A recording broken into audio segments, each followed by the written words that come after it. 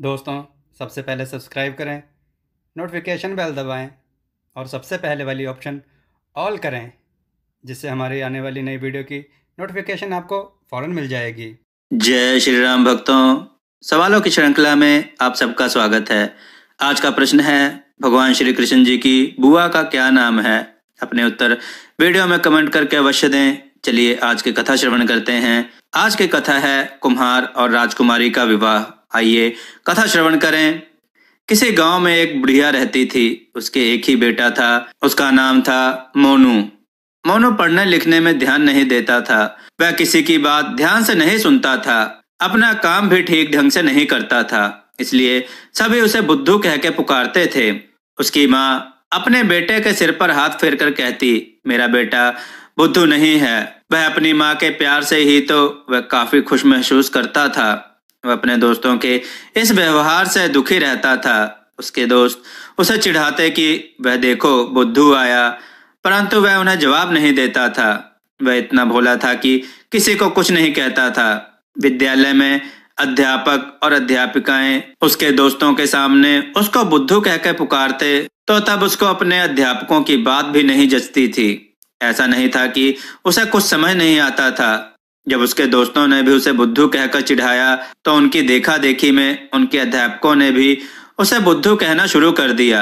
उसकी धैर्य सीमा जवाब दे गई। वह घर में आकर अपनी माँ को जोर जोर से रोते हुए बोला, माँ, मैं सबकी नजरों में बुद्धू हूँ और मैं जिंदगी में कुछ भी नहीं करने के लायक हूँ। अपने दोस्तों तक तो ठीक था, परंतु सभी रिश्तेदारों ने और बाहर के लोग जब मुझे बुद्धू कहकर चिढ़ाते हैं तो कहीं ना कहीं मेरे मन में बहुत चोट लगती है। मेरा अंतर्मन मुझे धिक्कारता है। क्या सचमुच में मैं बुद्धू हूँ? इसी हीन भावना के कारण मेरा मन जरा भी पढ़ाई में नहीं लगता है। किसी भी काम को ठीक ढंग से नहीं कर सकता हूँ। माँ मुझे बताओ मैं क्या करूँ? दूसरे दिन उसने अपनी माँ के पैर छुए और कहा, मैं स्कूल जा रहा हूँ। उसकी माँ अपने बेटे के इस व्यवहार से आश्चर्यचकित हो गई। आज इसे क्या हुआ है? मोनू स्कूल नहीं गया। रास्ते में उसके सहपाठी उसे मिले तो उन्होंने उससे पूछा, बुद्धू कहाँ जा रहे हो? उसने कहा, मरने जा रहा हूँ। भागकर वह उनकी आंखों से ओझल हो गया। रास्ते में उसके अध्यापक मिले। उन्होंने भी पूछा, बुद्धू कहाँ जा रहे हो? उसने अध्यापकों से कहा, मरने जा रहा हूँ। उसके अध्यापक ने समझा कि वह मजाक कर रहा है। सभी को उसने यही बात कही। अब तो जल्दी जल्दी उसने अपनी चाल को तेज किया और बहुत ही दूर चलता चलता एक पहाड़ी पर पहुंच गया। वहां से नीचे इतनी गहरी खाई थी कि वहां से अगर कोई कूदे तो वहां से उसकी हड्डियां भी नहीं मिल सकती थी। वह तो सचमुच ही मरने जा रहा था। वह चलते चलते सोच रहा था कि सब मुझे बुद्धू कहकर चिढ़ाते हैं। कोई भी मुझे इस काबिल नहीं समझता कि मैं कोई ना कोई काम तो अच्छे ढंग से कर सकता हूँ। ऐसी जिंदगी से क्या लाभ जिससे मैं किसी को भी खुशी ना दे सकूं। बुद्धू व्यक्तियों को जीने का कोई हक नहीं होता। उनका होना ना होना तो बराबर ही है। जिसके होने से सबको समस्या ही खड़ी होती है। मैं अपनी माँ को तो इस जीवन में कोई सुख नहीं दे सका, लेकिन हे भगवान, मुझे अगले जन्म में बुद्धू मत बनाना।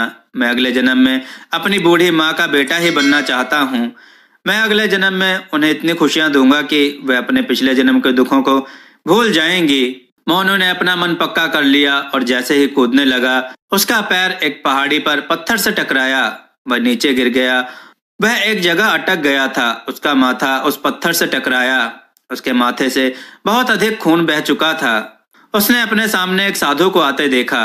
साधु महाराज ने उस पर पानी के छींटे फेंके।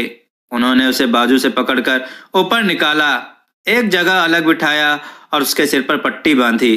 तब उसे कहा कि बेटा, आत्महत्या करना बहुत बुरी बात है। आत्महत्या करना तो कायरों को शोभा देता है। तुम तो मुझे कायर नहीं दिखते। तुम तो मुझे भोले ही दिखाई देते हो।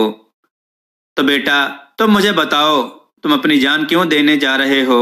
साधु महात्मा को मोनू ने बताया कि बाबा, मैं अपने जीवन से तंग आ चुका हूँ। मुझे हर कोई बुद्धू कहकर चिढ़ाता है, लेकिन मेरी माँ को छोड़कर मेरी माँ मुझे बुद्धू नहीं कहती। तब साधु बाबा बोले, तुम्हें तो गर्व महसूस करना चाहिए कि तुम्हारी माँ कितनी महान है। तुम्हें इतना प्यार जो करती है। तुमने अपनी माँ के बारे में जरा भी नहीं सोचा। अपनी माँ के दिल को कभी ठेस नहीं पहुंचानी चाहिए। लोग तो तुम्हारे बारे में ना जाने क्या क्या कहेंगे। क्या तुम उनके कहने से बुद्धू बन जाओगे? एक बात सोचो बेटा, मैं तो तुम्हें बुद्धू नहीं समझता। अगर तुम बुद्धू होते तो मेरी बात इतने ध्यान से नहीं सुनते।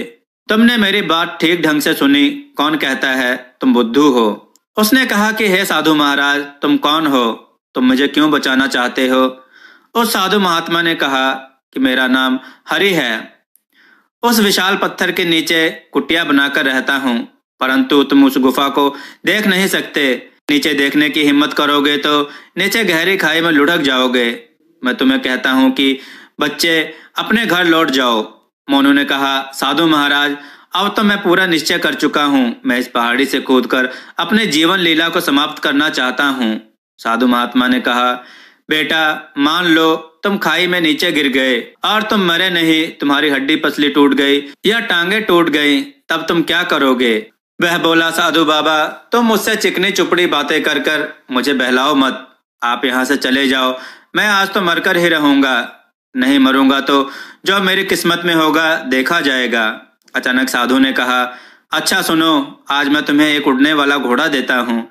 यह घोड़ा केवल 10 मिनट तक ही उड़ेगा। यह घोड़ा तुम्हारे बहुत काम आएगा। मोनू बोला, मैं इस घोड़े का क्या करूंगा? साधु बाबा बोले, बेटा तुम्हें मेरे कहने पर विश्वास ना हो तो आजमा कर देख लो।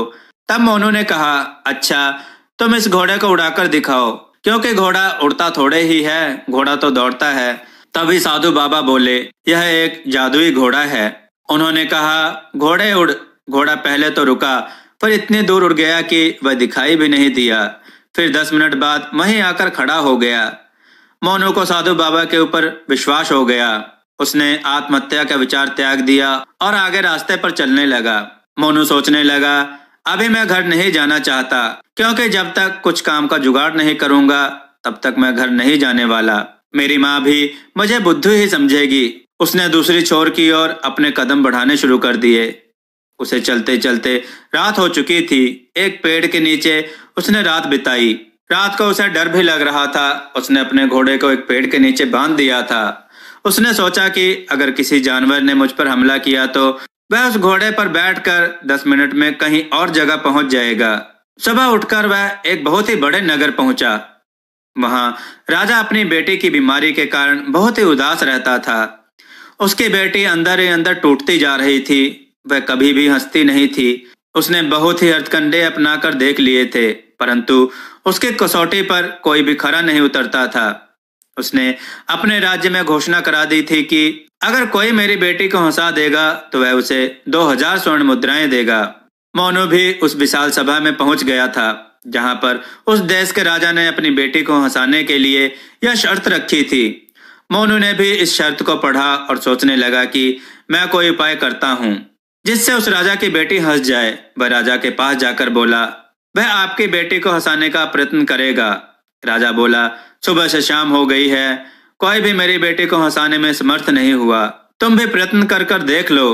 तुम्हें मैं सर्वश्रेष्ठ बुद्धि की उपाधि दूंगा, और अगर तुम मेरी बेटी को हंसा पाए तो 2000 स्वर्ण मुद्राएं तुम्हें इनाम में भी दूंगा। मैं तुम्हें कुल मिलाकर 4000 स्वर्ण मुद्राएं दूंगा। मोनू कुम्हार ने कहा, राजा जी, अपनी लड़की को लेकर आओ। राजा ने अपनी बेटी को उस विशाल जनसभा में बिठाया। तभी मोनू बोला, मैं एक कुम्हार हूँ राजकुमारी जी, आज मैं तुम्हें एक करिश्मा दिखाऊंगा। उसने राजा की बेटी को कहा कि मैं तुम्हारे साथ एक खेल खेलूंगा, तुम अपनी 3 सखियों को बुलाकर लाओ। राजकुमारी की सहेलियां भी आ गईं। सहेलियों से मोनू ने कहा, बैठ जाओ। मोनू ने उनसे कहा, जब मैं कहूंगा उड़, तब तुम वस्तु को उड़ा देना। मोनू ने कहा, चिड़िया उड़। सब सहेलियों ने अपने हाथ ऊपर किए। एक एक करके उसने सभी पंछियों के नाम लिए। उसने अचानक गाय उड़ कहा। उसके इस बात से उपस्थित लोग जोर जोर से हंसने लगे। सभी लोग उससे कहने लगे, बुद्धू, क्या कभी गाय भी उड़ती है? कई सहेलियों ने गाय को उड़ा दिया था। राजकुमारी जरा भी नहीं हंसी। मोनू कुम्हार ने कहा, घोड़ा उड़। वह अपना घोड़ा लेकर आया। सभी लोग उसको हंसी भरी नजरों से देख रहे थे। घोड़ा ही नहीं आया और वह घोड़ा मोनू की ओर दौड़ा। अचानक मोनू नीचे गिर गया। उसके सारे कपड़े फट चुके थे। उसको इस अवस्था में देखकर सारे लोग हंसने लगे। तभी मोनू एक बार और पलटा, नीचे गिरा, धड़ाम धड़ाम। उसे नीचे गिरता देख राजकुमारी जोर जोर से हंस पड़ी। अपनी बेटी को हंसता देख राजा बहुत ही खुश हुआ। तभी मोनू एक बार घोड़े पर चढ़ा और घोड़ा उसे लेकर आसमान में उड़ गया। वह 10 मिनट बाद वापस आया। घोड़े को उड़ता देखकर राजा बहुत ही खुश हुआ। राजा ने मोनू को अपनी बेटी को हंसाने के लिए 4000 स्वर्ण मुद्राएं दी। स्वर्ण मुद्राएं पाकर मोनू बहुत ही खुश हुआ।